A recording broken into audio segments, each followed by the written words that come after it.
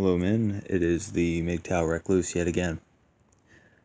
I was at the gym yesterday, and every now and then my eyes just kind of veer off until I see the TV, and the social engineering and the propaganda and all this and all that.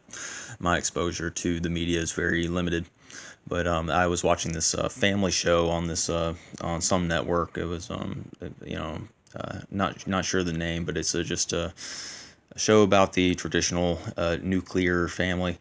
And there was some young girl on the show with just very exaggerated facial expressions, just flying off the handle, just making these insane gestures, talking to people, and just basically there was a scene where she was in the mall or something, and she was just very quick with her movements and very haughty, I guess would be the word here.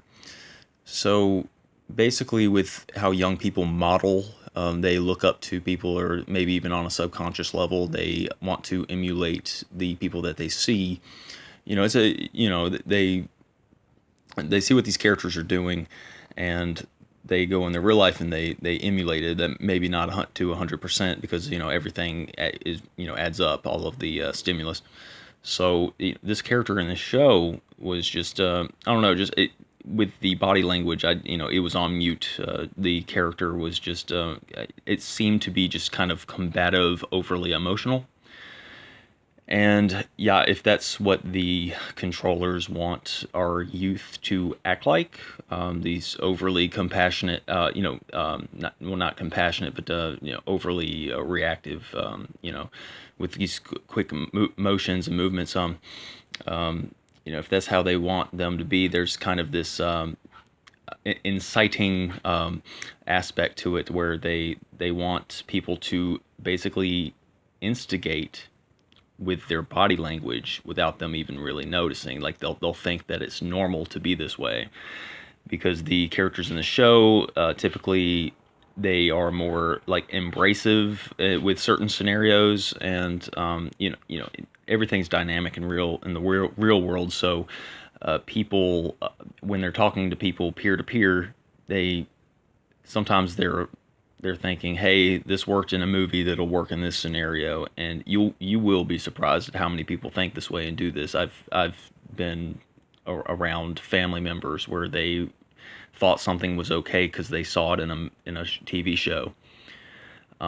Yeah, you got to be really suspect of a lot of these shows. Like, I've mentioned like Mad Men. I used to watch Mad Men, and I had a relationship, and I've started to have adulterous feelings because of it. There's power behind all this stuff.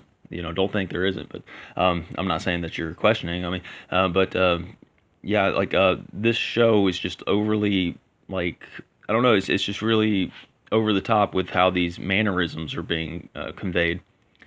And then the commercials showed up, and they had this movie. I think it was like Smurfs, like animated Smurfs movie. It wasn't the with the human beings in it, but the Smurfs were just like piled up on each other, just like all interacting in all kinds of ways, right? And a lot of these children's movies, like the animated, computer animated movies, they are people are always bumping into each other and just all this, and like, for me personally, I grew up just being very adverse to people. Like I got like circumcision trauma, like mental, like I'm just very adverse to people. I'm just very I guess I'm a very much traditional male in the sense that I'm just like um, very aware of situations, and I kind of avoid things before they happen. I'm a little bit on edge. I believe that there is some sort of relation between circumcised males and men that are put into the military. There's some sort of like,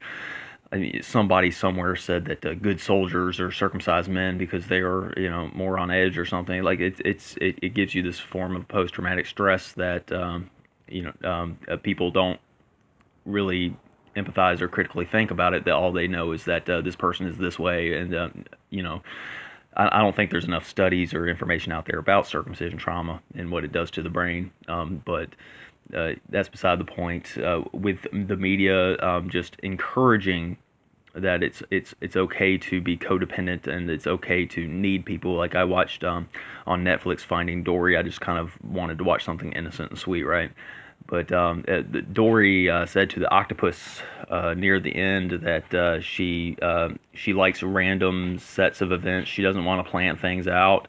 I think this is a dangerous message to send to people because we don't need to embrace a victimhood mentality where we just kind of take things as they come. Because I do like to map out my life. I don't want to have kids. I don't want to have a child. I don't want to have I don't want to have to take care of an adult child, a woman. So yeah, I just feel like society is, brainwashing us, because we're all like mental patients that are brainwashed, that are just kind of poisoning the well, if you will. And the media is doing absolutely nothing. It's just every now and then I pick up these aspects of what the world is trying to tell us, or I get this gut feeling. And violating personal space, that is dangerous because females will think that it's okay to be, putting their hands in our face or something like that, and that's just, that can definitely be taken the wrong way. And we're human beings. We don't have patience all the time. So yes, yeah, violating personal space and how that incites, altercations, and how we need to, be aware of just everything. I'm trying to keep my, my channel, pretty fresh, but yeah. Anyway, I appreciate you listening, and thank you very much.